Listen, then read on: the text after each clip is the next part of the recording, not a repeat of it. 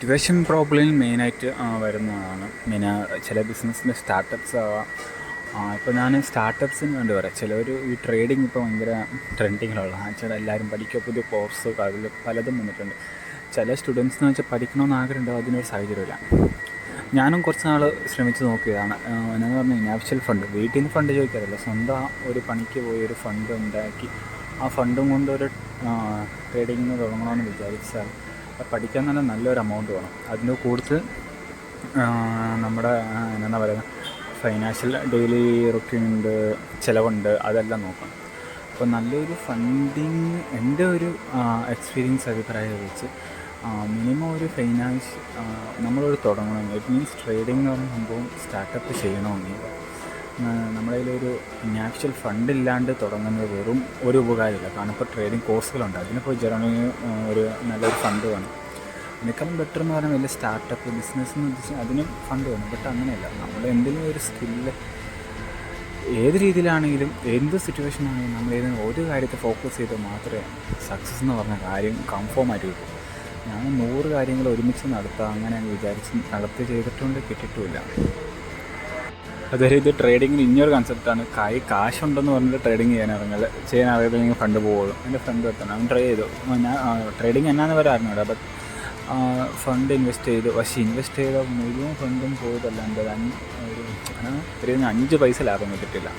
So അതൊരു സ്കില്ലാണ്. അത് day by day അത് പഠിച്ചെടുക്കുന്നത് നല്ലൊരു ടൈമാണ്. അത് മുഴുവൻ പഠിച്ചെടുത്ത് കഴിഞ്ഞാൽ ഓക്കെ, ഇറ്റ് വാസ് എന്നാ പറയണം, എന്നാലും അതിലൊരു സക്സസ് എന്ന് പറയുന്ന സംഭവമുള്ളൂ. അതിന് റിസ്ക് ഉണ്ട്, എല്ലാത്തിലും റിസ്ക് ഉണ്ട്. ഒരു സിറ്റുവേഷൻ്റെ പ്രോബ്ലം വെച്ച് ഞാൻ പറഞ്ഞാൽ ട്രേഡിങ് സ്റ്റാർട്ടപ്പ് ചെയ്യാനുള്ളവരുടെ സിറ്റുവേഷൻ അതേ രീതിയാണ് നമ്മളിപ്പോൾ ബിസിനസ്സിൽ നോക്കേണ്ടത്. ചില ടൈമിങ്ങിൽ ചില ഐറ്റംസിന് സെയിൽസ് നല്ലപോലെ കാണും. അപ്പോൾ നമ്മളിപ്പം പറഞ്ഞാൽ കൊറോണ ടൈമിലാണെങ്കിൽ മാസ്കിൻ്റെ ഒരു സംഭവം നല്ലപോലെ കയറി, സാനിറ്റൈസർ. അപ്പോൾ അന്ന് തുടങ്ങിയ കമ്പനി ഇപ്പോഴും ചിലത് പൂട്ടിപ്പോയി, ചിലത് ഇല്ലാണ്ടായിപ്പോയി. കാരണം ആ ഒരു ടൈമിങ്ങിൽ അതൊരു ഹൈപ്പാണ്. ചിലതിന് ആ ടൈമിങ്സിൽ തുടങ്ങേണ്ട സമയത്ത് നമ്മൾ തുടങ്ങും, അതുകൊണ്ട് ഡിലേ ആക്കി വെച്ചിട്ട് പിന്നെ ഇപ്പം വേണ്ട പിന്നത്തേക്ക് വെച്ചിട്ട് ഒരു പോരെ. ഏത് ടൈം എപ്പോൾ എന്ത് സാധനം അത്യാവശ്യം ആ ടൈമിന് കറക്റ്റായിട്ട് ആർക്ക് എന്ത് എപ്പോൾ എവിടെ ഏത് സമയം അത് കറക്റ്റാണ്, റൈറ്റ് ടൈം. ഇപ്പോൾ മെഡിക്കൽ വാർഡിലൊരു സംഭവമുണ്ട്, നമ്മളിപ്പോൾ മെഡിക്കലിലാണെങ്കിൽ പറയുന്നത് right time right dose right way right patient. അതേ രീതി നമ്മൾ റൈറ്റ് കസ്റ്റമറിന് റൈറ്റ് ടൈമിന് ഏത് രീതിയാണ് വേണ്ട, എന്ത് സംഭവം വേണ്ട, അത് ഏത് ഡോസ് മീൻസ് നമ്മൾ വില ഇടുന്ന രീതി, നമ്മുടെ റേറ്റിംഗ് അല്ലാന്ന് പറഞ്ഞാൽ പ്രൊഡക്റ്റിൻ്റെ വാല്യൂ അതേ രീതി കറക്റ്റായിട്ട് കൊടുത്താൽ നമ്മളൊരു ബിസിനസ് ഒന്ന് സക്സസ്ഫുൾ ആകണോ. മനസ്സിലായ ഏത് രീതി ഉദ്ദേശിക്കുന്നത്.